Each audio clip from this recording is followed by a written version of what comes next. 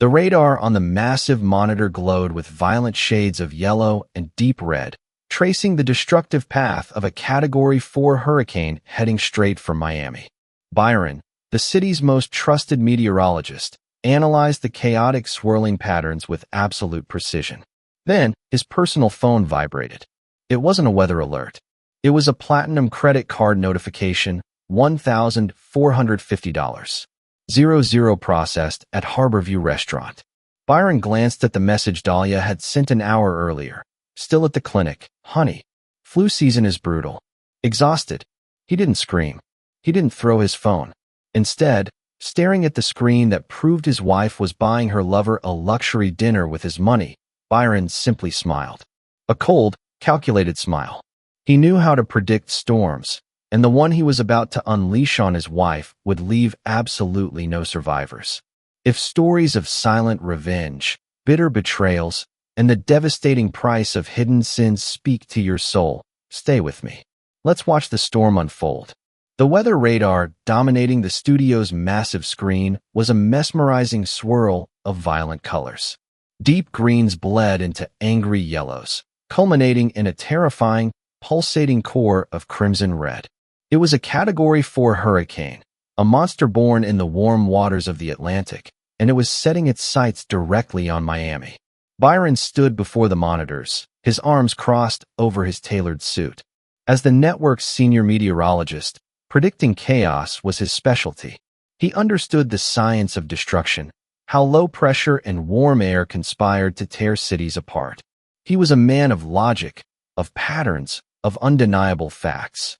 The studio was quiet, the pre-broadcast hum of familiar comfort. Then, the sharp vibration of his phone shattered the silence. Byron pulled the device from his pocket. He expected an update from the National Hurricane Center. Instead, it was an automated push notification from his bank. Platinum Elite Card, $1,450. 00 processed at Harborview Restaurant, Miami. Byron stared at the glowing letters. Harborview was not a place one went for a casual meal. It was a dimly lit, impossibly expensive waterfront establishment known for its romantic ambience, vintage champagne, and absolute discretion. His thumb hovered over the screen. Slowly, he opened his messaging app and scrolled to the text he had received from his wife exactly 1 hour and 12 minutes ago. Dahlia. Still at the clinic, honey. The waiting room is packed with people panicking over the storm prep. Flu season is brutal this year. I'm so exhausted. Don't wait up for dinner. Love you. Byron's breath hitched, but only for a fraction of a second. He didn't gasp. He didn't drop the phone. A lesser man might have felt a rush of blinding rage, an urge to call her, to scream, to demand answers. But Byron dealt with storms. He knew that reacting impulsively to the first sign of a pressure drop only left you vulnerable to the devastating winds that followed. He accessed the joint credit card portal. This wasn't an isolated incident. With the precision of a man analyzing atmospheric data, Byron scrolled back through the months. A $2,000 charge at a boutique jewelry store. $500 at a luxury men's spa. Weekly $300 lunches at places nowhere near her medical clinic. His wife, Dr. Dahlia Vance, the beloved, compassionate family physician who spent her weekends volunteering at free clinics, was draining their accounts to entertain another man. The realization was a heavy, suffocating blanket, yet beneath it, a strange, terrifying calm washed over him. He looked back up at the radar screen. The massive red storm was churning, beautiful and deadly. Everything all right, Byron? Byron turned. Thora, the network's lead field reporter, was standing in the doorway, a stack of briefing notes in her hand. Her sharp eyes missed nothing. Byron slipped his phone back into his pocket. The corners of his mouth twitched upwards, forming a perfectly polite, entirely hollow smile. Everything is perfectly fine, Thora, Byron said, his voice as smooth as the calm before the hurricane. In fact, I think this storm is going to be far more interesting than anyone anticipates. We just need to make sure we have the cameras in exactly the right place when it makes landfall. He turned back to the screen. Dahlia wanted to play with fire while he was busy watching the skies. That was fine. He would let her feast on his dime for a little longer. He would let her feel safe, secure, and entirely undetected. Because when Byron finally decided to strike, he wouldn't just rain on her parade. He would wash her entire world away. The heavy mahogany door of their penthouse clicked open at exactly 11:40 at night. Byron was sitting in the dimly lit living room, a glass of bourbon resting untouched on the coaster beside him. Beyond the floor-to-ceiling windows, the Miami skyline was beginning to blur under the first bands of pre-hurricane rain. "Byron, are you still awake, sweetheart?" Dahlia's voice floated through the hallway, laced with a perfectly calibrated tone of exhaustion. She stepped into the soft glow of the living room lamps, slipping off her designer trench coat.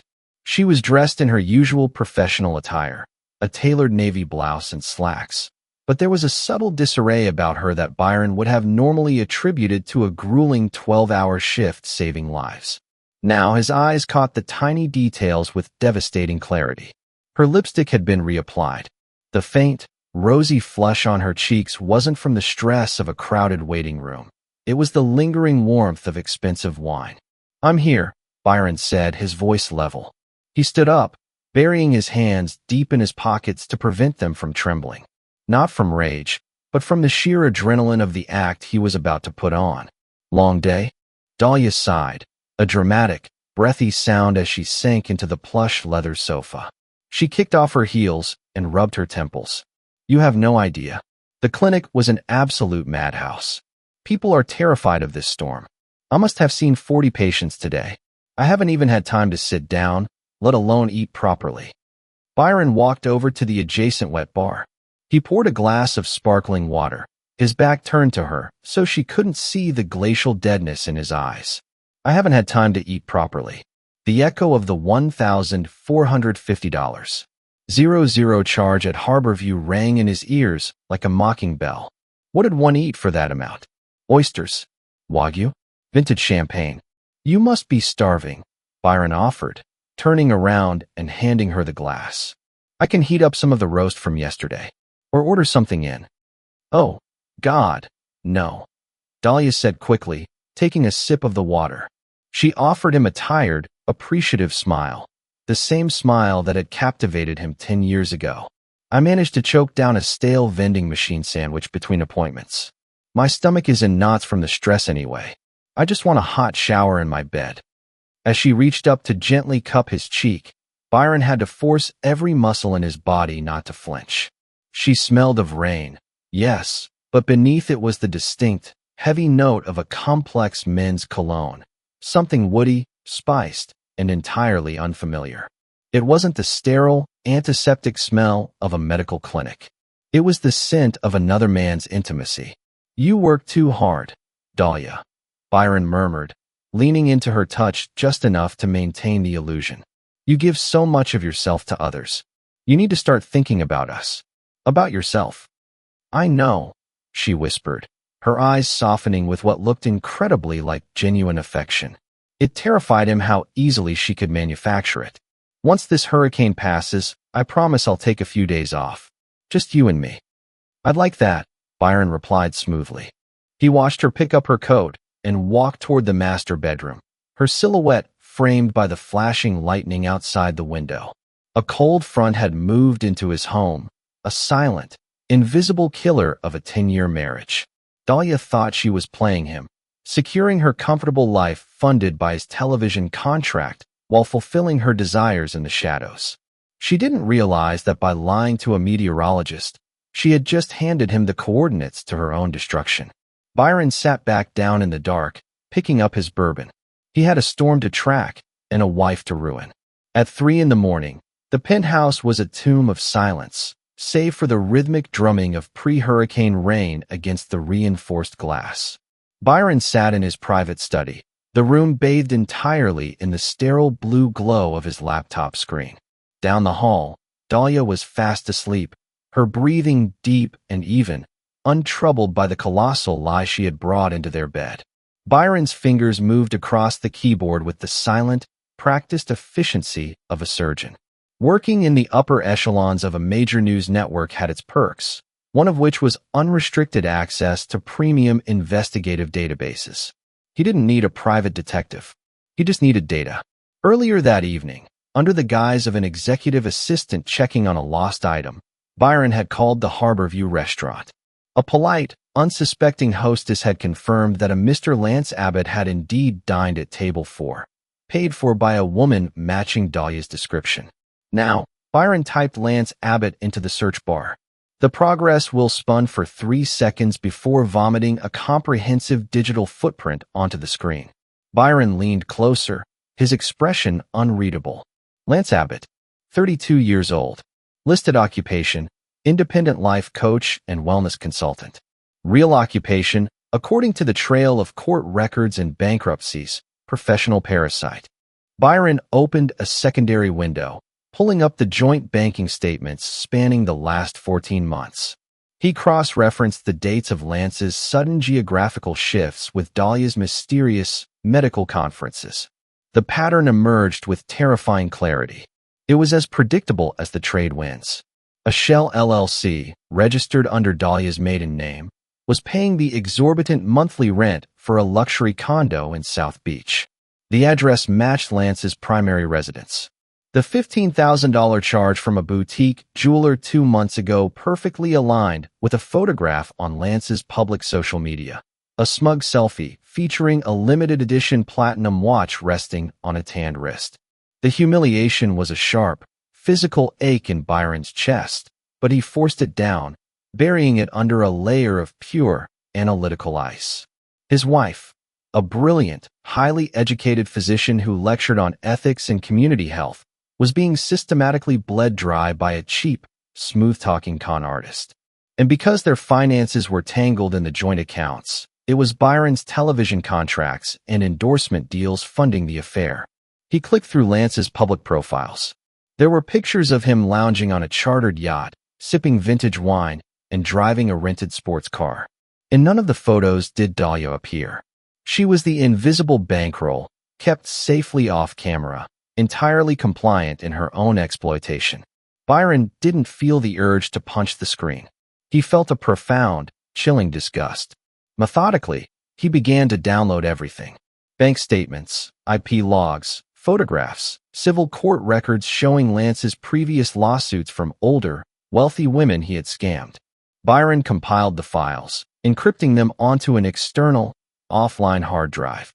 He was treating the affair the same way he treated a catastrophic weather event, compiling historical data, tracking the trajectory, and preparing the exact coordinates for maximum impact. By the time the sun began to rise, painting the storm-bruised clouds over Miami in 6 shades of purple and gray, Byron had finished. The hard drive slipped into the hidden safe behind his bookshelf. He closed the laptop, the screen going black. He knew his enemy now. Lance was a man motivated entirely by money, and Dahlia was a woman blinded by the illusion of youth and rebellion. They were a volatile combination, completely unaware that the atmosphere around them had just drastically shifted. Byron stood up, straightening his posture.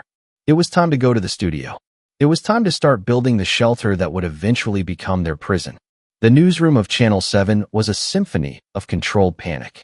Phones rang incessantly, producers shouted over the hum of the servers, and the giant digital countdown clock above the anchor desk ticked away the hours until the hurricane's projected landfall.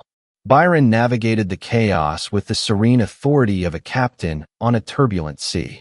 He bypassed his own office and headed straight for the editing bays. He found Thora exactly where he expected her to be, hunched over a bank of monitors, frantically cutting together footage of boarded-up storefronts and long lines at gas stations. Thora was the network's apex predator. She was brilliant, fiercely ambitious, and possessed a ruthless instinct for a compelling narrative.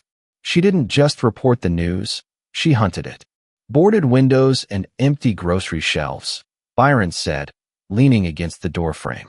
It is the same B-roll we use every hurricane season, Thora. It is safe, but it isn't memorable. Thora spun her chair around, her sharp eyes narrowing. She tapped a pen against her chin, sizing him up. I'm listening, Byron. If you have a better angle for my live segments, pitch it. Because right now, the producers want me strapped to a palm tree in South Beach wearing a windbreaker to show how hard the wind is blowing. I have a much better angle, Byron replied, stepping into the room and closing the glass door behind him to muffle the newsroom noise. Everyone focuses on the devastation, the struggle, but there is an entirely different side to how Miami handles a Category 4 storm. I want you to cover the luxury of survival. Thora stopped tapping the pen. Her interest was genuinely piqued. Go on. While half the city is fighting over bottled water and plywood, the other half is checking into five-star hotels with reinforced glass, backup generators, and fully stocked wine cellars, Byron explained, his voice smooth, weaving the narrative with practiced ease. It is a stark contrast, the sociological divide of a natural disaster. I want you inside one of those fortresses when the storm hits. We split the screen. I give the grim meteorological reality from the studio, and you broadcast live from the epicenter of oblivious privilege. Thora stood up, her mind already racing ahead, visualizing the broadcast. It is cynical. It is biting. The network executives will love it. Where do you have in mind? The Meridian, Byron said, dropping the name with calculated casualness. It has the highest safety rating in the city, an opulent lobby, and they just installed a new centralized power grid. It is the perfect visual. Thora scrutinized his face for a long moment. She was a woman who made a living detecting lies, but Byron was a master at presenting only the weather he wanted people to see. He kept his expression entirely neutral, a perfectly pleasant colleague offering a mutually beneficial idea to elevate their coverage. I'll pitch it to the station manager, Thora finally said, a predatory smile touching her lips. I'll need a camera crew willing to be locked down for 48 hours, but I can get it done. You're brilliant, Byron. Just making sure we get the best coverage, Byron murmured. He turned and walked out of the editing bay, his pulse steady and calm. The stage was officially set. Thora had her compelling narrative, the network had its unique angle, and Byron had his broadcast partner. Now he only needed to ensure his wife checked into the exact right hotel. The sky outside their penthouse had darkened to the color of a bruised plum. The wind, previously a distant whisper, had escalated into a low, guttural howl that rattled against the reinforced glass of their balcony doors. Byron stood in the center of their minimalist bedroom, meticulously folding his spare shirts into a sleek leather duffel bag. The network studio would be under a strict lockdown for the next 48 hours, and he needed to be ready for the siege. Dahlia leaned against the mahogany doorframe, watching him. She wore a perfectly crafted expression of wifely apprehension, biting her lower lip in a display of manufactured anxiety.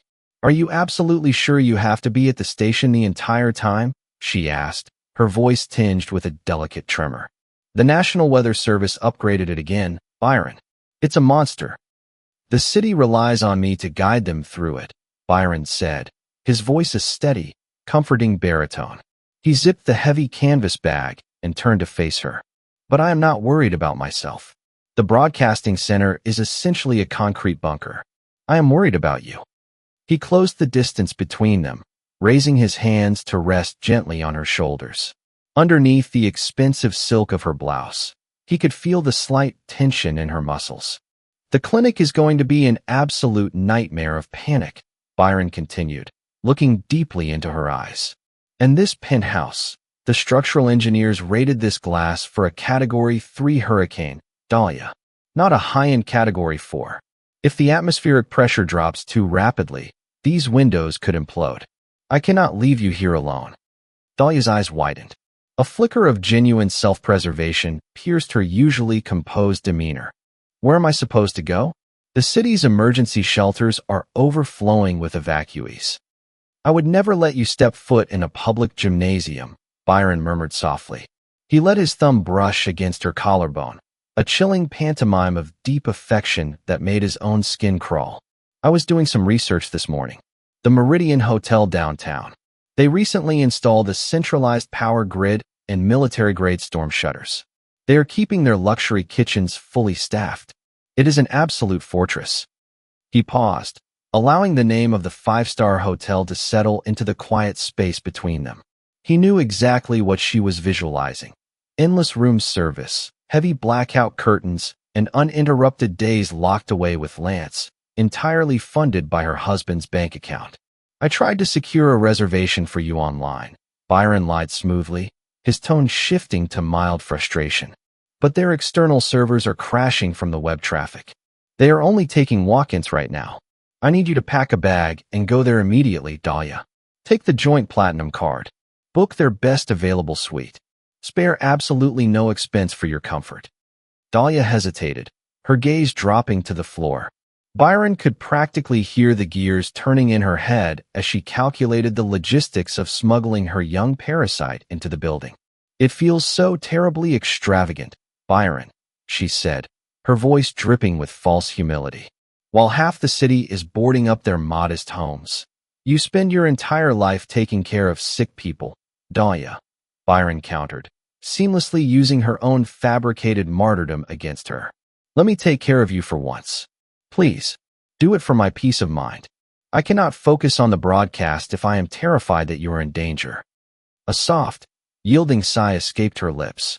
She looked up at him, her eyes shining with what looked remarkably like gratitude. Okay, if it truly makes you feel better, I will go to the Meridian. I'll probably just sleep through the worst of the wind anyway. Good, Byron said, pulling her into a brief, hollow embrace. He rested his chin on the top of her head, staring blankly at the chaotic, churning clouds on the horizon. Buy whatever you need. Vintage wine, expensive room service. Just stay inside. Byron released her, picked up his duffel bag, and walked toward the front door. He didn't look back as he stepped into the elevator. The bait was perfectly set, the trap was armed, and the rat was enthusiastically marching toward the cage, thoroughly convinced she had found a sanctuary. The hurricane did not arrive with a sudden crash, but with a slow, agonizing suffocation of the city. By mid-afternoon, the sky over Miami was a bruised, terrifying black, and the Atlantic Ocean was a churning mass of angry whitecaps. Rain lashed against the reinforced glass of the Channel 7 Broadcasting Center, a relentless, deafening roar that vibrated through the floorboards. Inside the studio, the air was sharp and cold. Byron stood before the massive green screen, a beacon of calm in the center of the network's organized panic. The red light atop the main camera glowed steadily, broadcasting his face into millions of terrified homes across the state. The eye wall is currently making landfall near Key Biscayne, Byron stated, his baritone voice cutting through the ambient noise of the newsroom. He tapped a digital pointer against the swirling crimson mass on the monitor. We are seeing sustained winds of 140 miles per hour. The storm surge is already breaching the seawalls. Do not go outside. I repeat, the time for evacuation has passed. You must shelter in place. He was a master of his domain, analyzing the destruction with a clinical, almost detached precision. While his colleagues sweated and stumbled over their words, Byron was an anchor of pure logic. He knew exactly how the atmospheric pressure was tearing the city apart, and he knew exactly what was happening miles away in the opulent heart of downtown Miami. At the Meridian Hotel, the storm was nothing more than a spectacular light show viewed through blast-proof, floor-to-ceiling windows. Dahlia stood in the center of the presidential suite, a glass of $1,000 vintage champagne in her hand. The suite was a masterpiece of modern luxury. White leather sofas, a massive marble soaking tub, and a king-sized bed adorned with Egyptian cotton sheets. The sound of the hurricane was muffled to a dull, distant thrum, entirely overpowered by the soft jazz playing from the room's integrated sound system. Lance emerged from the bathroom, running a towel through his artfully tousled blonde hair. He wore one of the hotel's plush white robes, his chest bare, his smile impossibly smug.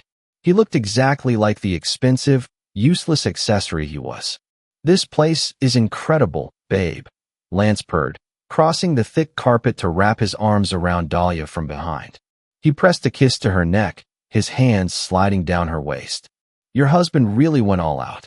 I almost feel bad for the guy, stuck in a windowless bunker while we're drinking his Dom Perignon.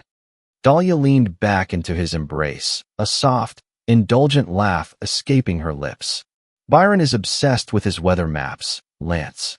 He lives for this kind of chaos. He probably hasn't even thought about me since I checked in. She took another sip of the champagne, the crisp, expensive bubbles dancing on her tongue. The tension of the clinic, the suffocating routine of her marriage, all of it vanished within the heavily fortified walls of the Meridian. Here, she wasn't Dr. Vance, the exhausted, dutiful wife. She was a woman desired, pampered, and entirely free. Good. Lance murmured against her skin, his hands wandering lower.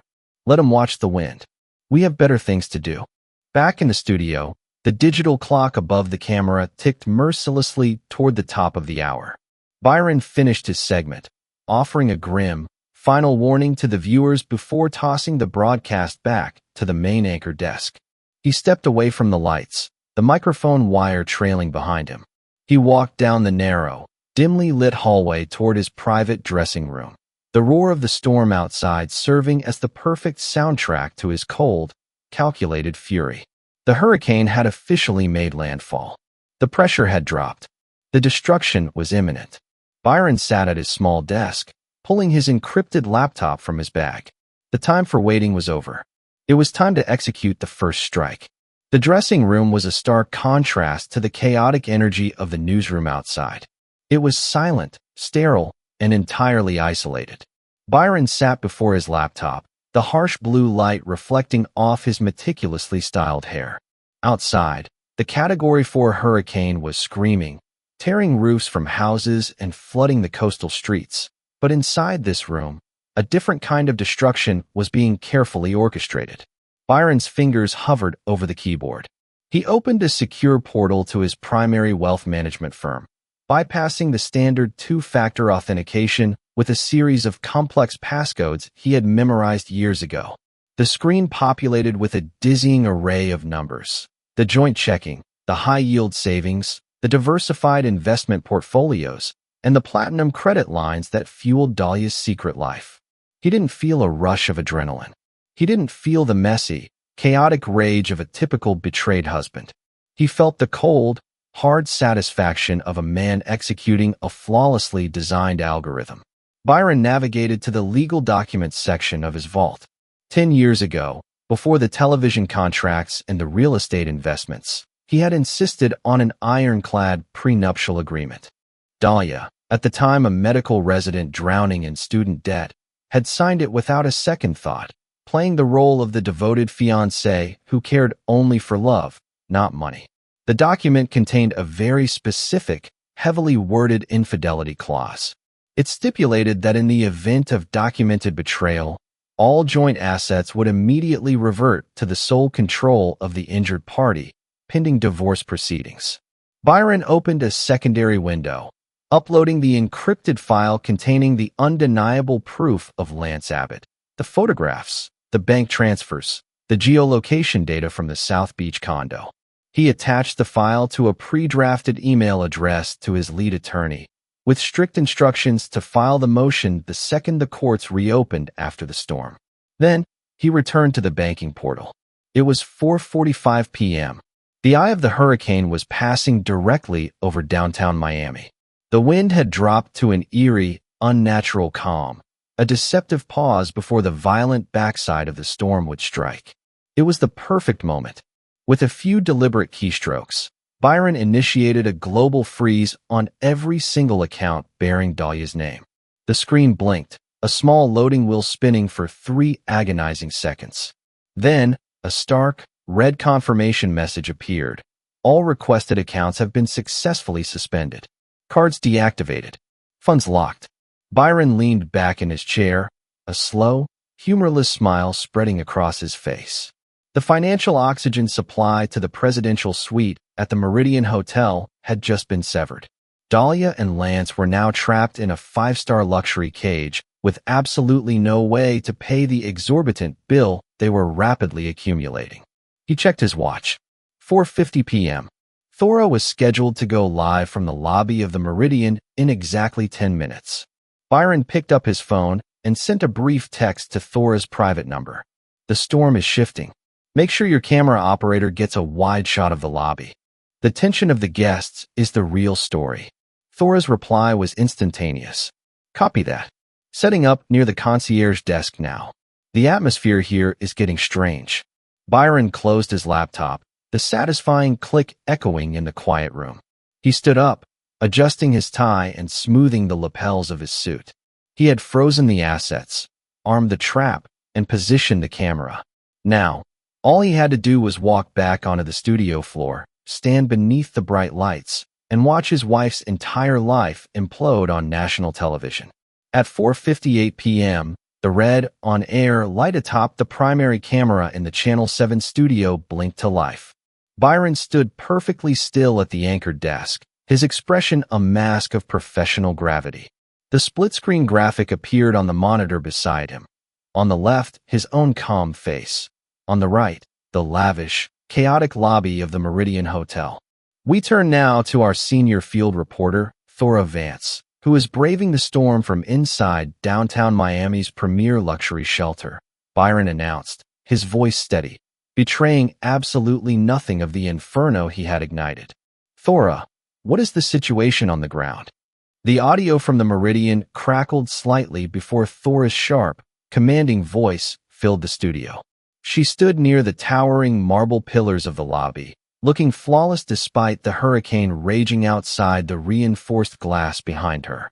The atmosphere here is tense, Byron, Thora reported, gesturing to the restless crowd of wealthy evacuees milling about the plush seating areas.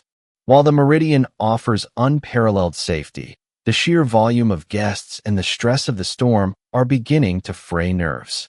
People are, Thora's voice faltered. Her eyes darted away from the lens, drawn to a sudden, sharp commotion near the mahogany concierge desk situated directly in the background of her shot. The camera operator, trained to follow the action, instinctively widened the frame. There she was, Dr. Dahlia Vance, clad in an elegant silk lounge set, her face flushed with indignation. Beside her stood Lance, looking decidedly less smug than before, his posture rigid with sudden, aggressive panic. I am telling you, there must be a mistake with your system. Dahlia's voice, normally so modulated and soothing in her clinic, sliced through the ambient noise of the lobby. It was loud enough for Thora's highly sensitive microphone to pick up the audio with devastating clarity. Run the platinum card again. My husband is Byron Vance, the senior meteorologist for Channel 7. We do not have banking errors. The concierge, a picture of practiced customer service under extreme duress, held up the offending piece of plastic with a perfectly polite, apologetic smile.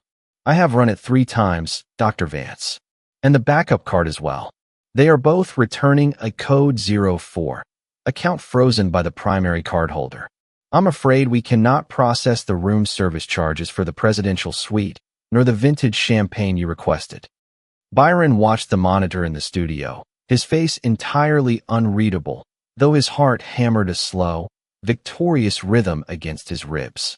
On screen, Lance stepped forward, his charming facade entirely dissolving into something ugly and desperate. What do you mean, frozen? Dahlia, what the hell is this? You said everything was covered. I'm not paying for this room. Keep your voice down, Lance. Dahlia hissed, her hands trembling as she grabbed his arm, suddenly painfully aware of the crowded lobby. It's just a glitch with the storm. I'll call Byron right now. Call him. Lance snapped, stepping back, shaking off her hand as if she had burned him. The camera captured his furious, panicked face in high definition. Are you insane? You're going to call your husband to ask why he cut off the money you're using to sleep with me in a 5-star hotel? The entire lobby went dead silent. Thora, standing mere feet away, froze. Her journalistic instincts battled fiercely with her shock. She stared at the monitor, then at the camera, then back at the unfolding disaster, her mouth slightly open. Dahlia, please tell me this is a joke, Thora whispered, the microphone catching her genuine disbelief. Dahlia finally turned, her eyes widening in absolute horror as she saw Thora, the massive television camera, and the red recording light staring directly at her. In that agonizing, stretched-out second, Dahlia realized she was not just in a crowded lobby.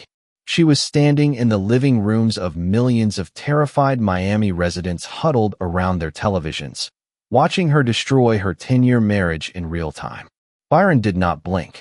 He stared at the split screen, watching his wife's pristine reputation shatter into a million irreparable pieces.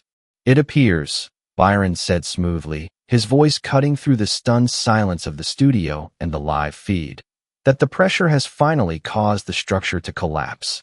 We will, of course, continue to monitor the devastation." He stood alone, the undisputed master of the storm, as the image of his wife staring blankly into the camera burned itself into the city's memory forever. The lobby of the Meridian Hotel, previously a sanctuary of hushed conversations and clinking crystal, transformed instantly into a suffocating theater of judgment. Dozens of wealthy evacuees, who moments ago were ignoring each other, now stared at Dahlia with unapologetic fascination.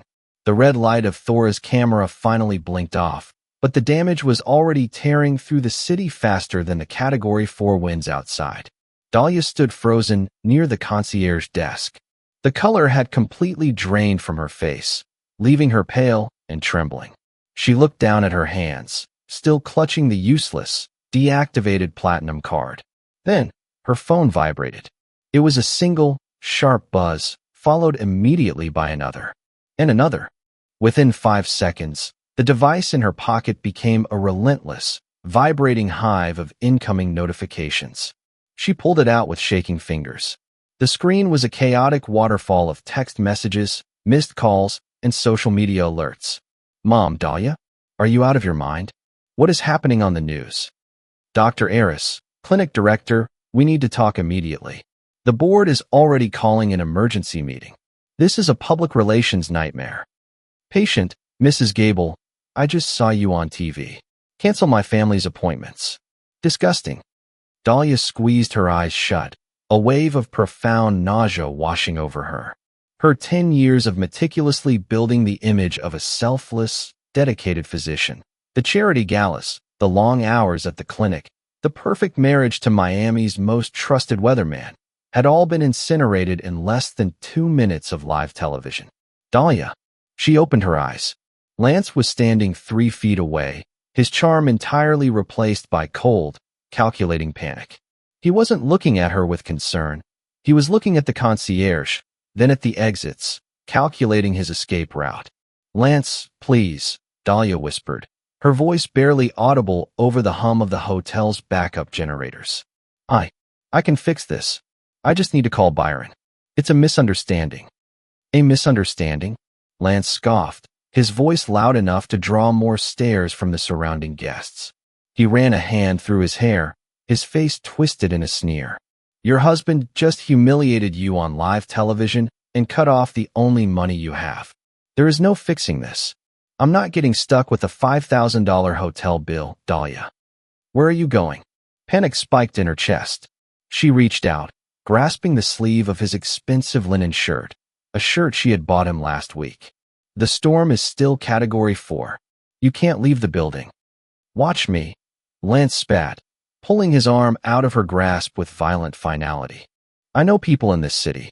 I'm not going down with your sinking ship." He didn't look back. He shoved past a group of staring guests and disappeared down the hallway toward the service elevators, abandoning her to face the wreckage alone. Dahlia stood utterly isolated in the center of the sprawling, opulent lobby. The concierge, maintaining an excruciatingly professional demeanor, cleared his throat. "Dr. Vance," he said quietly. Regarding the outstanding balance for the presidential suite, she didn't answer. She couldn't. The phone in her hand vibrated again, a Google alert pinging her own name. The video clip of her argument with Lance was already circulating online, multiplying across platforms with the terrifying speed of a virus. She wasn't just ruined in Miami. She was becoming a global spectacle. Slowly, heavily, Dahlia turned toward the massive, reinforced windows. Outside, the sky was a bruised, terrifying black, and the rain slashed horizontally against the glass, tearing the city apart. But inside, standing under the crystal chandeliers of the Meridian, Dahlia realized the storm had already destroyed everything she had ever built, and she was the one who had opened the door to let it in. 48 hours later, the hurricane had finally broken its grip on Miami, leaving behind a sprawling landscape of flooded streets, shattered glass, and exhausted citizens. The sun clawed its way through the bruised clouds, casting a harsh, unforgiving light on the wreckage. Inside the Channel 7 Broadcasting Center, the emergency generators had finally been silenced, replaced by the steady hum of the city's returning power grid. Byron sat alone in his office. His desk was immaculately organized, free of the chaotic weather charts that usually covered it. Instead, a single, thick manila folder lay perfectly centered on the polished mahogany. The heavy glass door swung open, shattering the quiet. Dahlia stood in the doorway, a haunting shadow of the poised, confident physician she had been 2 days ago. Her designer trench coat was rumpled and damp from the residual rain. Her hair, usually styled in a sleek blowout, clung to her neck in frizzy, defeated waves. The dark circles under her eyes were a stark contrast to her pale, makeup-free skin. She stepped into the office, closing the door behind her with a trembling hand. "Byron." Her voice was a ragged whisper, completely stripped of its usual authority.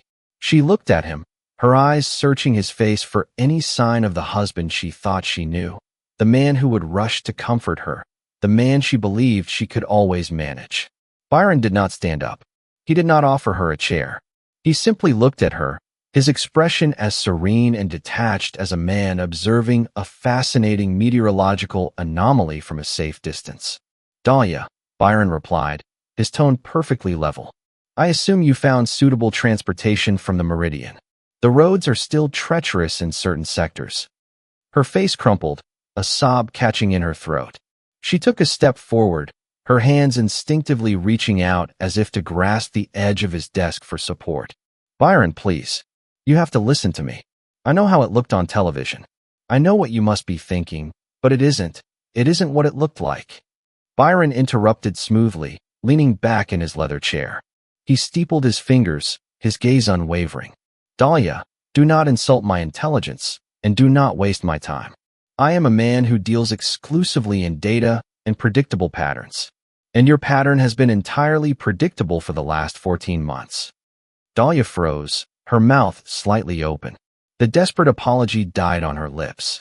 She stared at him, the realization dawning slowly, horrifyingly, that this was not a sudden, heat-of-the-moment discovery. 14 months, she choked out, the blood draining completely from her already pale face. You knew. "I have known since the first suspicious charge at the boutique jeweler," Byron confirmed, his voice devoid of anger, which made the revelation all the more terrifying. "I tracked the payments to Lance Abbott's Shell LLC. I monitored your geolocation data when you claimed to be at medical conferences. I have every receipt, every text message, and a comprehensive background check on Mr. Abbott's history of exploiting wealthy, married women." Dahlia took a staggering step backward, her hand flying to her mouth. She looked at him as if he were a stranger, a monster wearing her husband's face. "You let me do it. You let me lie to you every day. You smiled at me. You kissed me, while you were planning to destroy me on national television. You chose to lie, Dahlia," Byron corrected her softly. "You chose to drain our joint accounts to fund a parasite. You chose to check into the Meridian Hotel on my credit card. I merely predicted your path and positioned the camera." He reached out and rested his hand on the thick manila folder on his desk. "The storm is over, Dahlia," Byron said, his voice cold and absolute.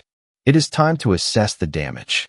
The silence in the broadcasting office was absolute, a heavy, suffocating vacuum that seemed to draw all the oxygen from Dahlia's lungs. She stared at the manila folder resting under Byron's manicured hand, her mind struggling to process the sheer, terrifying magnitude of his deception. He had watched her for over a year, smiling over dinner, holding her in bed, all while meticulously engineering her public execution. Slowly, Byron opened the folder. He withdrew a thick stack of crisp, white legal documents and slid them across the polished mahogany desk. The bold, black letters at the top of the first page seemed to scream at her, "Petition for dissolution of marriage." "You cannot do this, Byron," Dahlia whispered, her voice cracking as she clutched the edge of his desk. "You cannot just throw me out into the street. I am your wife. We built this life together. Half of those accounts, half of the penthouse, it belongs to me. Byron's lips curved into a smile that did not reach his eyes. It was a terrifyingly calm expression. He reached into the folder again and pulled out a secondary, older document, its edges slightly yellowed with age. It appears your memory has been compromised by the stress of the storm, Dahlia, Byron said smoothly, tapping the paper with his index finger. This is the prenuptial agreement you enthusiastically signed 10 years ago, just before I paid off your medical school debt. He flipped to the third page, pointing to a paragraph heavily highlighted in yellow ink. Section 4, Paragraph 2, the infidelity clause, Byron recited, not even needing to look at the words. In the event of documented, provable adultery, the injured party immediately retains sole ownership and control of all joint assets, real estate properties, and investment portfolios. The offending party forfeits all rights to alimony, spousal support, and division of acquired wealth. Dahlia's eyes darted across the legal jargon, the words blurring as a wave of profound nausea hit her. You planned this. You trapped me. I did not force you into Lance Abbott's bed, Byron corrected her, his tone as detached as a professor lecturing a failing student. I did not force you to spend $15,000 on a watch for a man who is legally unemployed.